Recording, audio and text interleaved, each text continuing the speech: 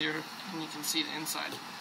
But there's a displacer piston in there just moving back and forth that moves the air between hot and cold, and that just like makes the air expand and contract over and over, and then that pushes and pulls the piston in here, going back and forth.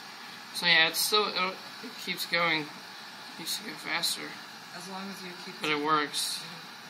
Yeah, I mean it should work just like this, just with heat here and cold there, or even if you just cool one side, it should also work just like that. That's pretty awesome. What kind of engine is this called?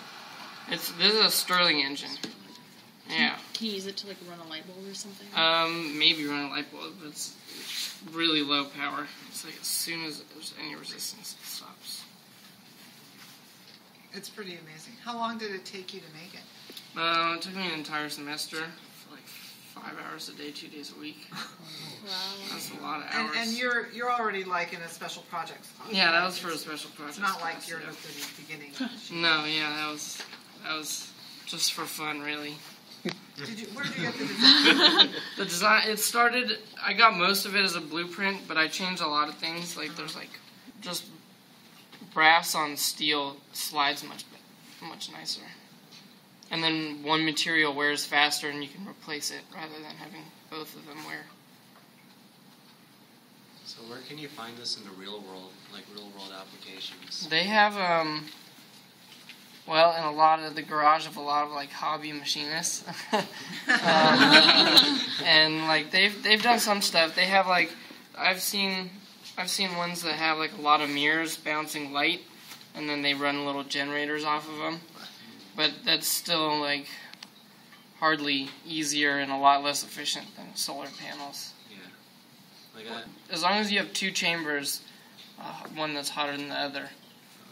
Yeah. Why don't you give another spin?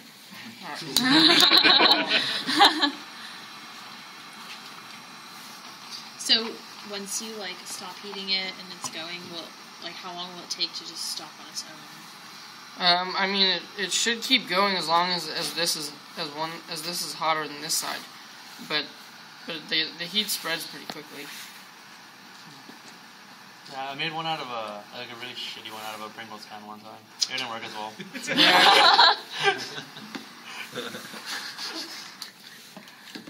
So it should go for a while. Do you have to lube the bearings every once in a while? Yeah, there's like light machine oil on all this side. This is all cast iron. It has graphite, which works as a dry lubricant. And this side is oiled. Off here, this is aluminum. Oh, you did keep that one. Yeah, that's aluminum. And then steel in between, because steel doesn't conduct very well. Try to keep this one hot without it moving that way. What was the most difficult thing about the project? And so, well, first of all, sealing everything. So there's like to connect. There's an air chamber in here and an air chamber in here, and it's all connected with a drill going through this way. And then everything's got to be air sealed. So there's a hole right here. You can like hear it, like Wow. yeah, like it'll hold air pressure for a while. That's pretty great.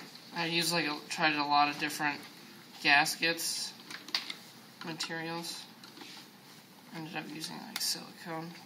It's like because it's kind of rubbery and liquid at first.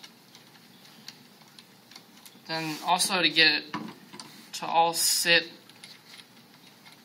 really well, because this is the displacer tube that goes back and forth, and it gets like really close to this wall, and it's like really close to this diameter too. So it's like going back and forth in there without touching the walls. How just tight? to move the air. How tight is there tolerance between the shaft? There's like 30 thousandths of an inch on each side, 20 thousandths. So altogether the diameter is like 0.05. So isn't it, okay, call me crazy, but how about what if you just, okay, I don't know if this is even plausible, but if you just turned it physically, would it produce heat? Yeah, It would? because most of the air is at one side when you're forcing compression, and when you compress air, it gets hotter. Yeah, so And then most of the air is at the cold side. When the air expands, and it'll get colder. So, I mean, you won't feel it. Yeah. You spin it all day and you won't feel a difference. But in theory, if you had a really good one and you hooked up a motor to it and really spun it, one side would get hot, one side would get So cold. that would be like the most inefficient heater. Yeah, Okay. yeah. That's awesome. Really bad refrigerator.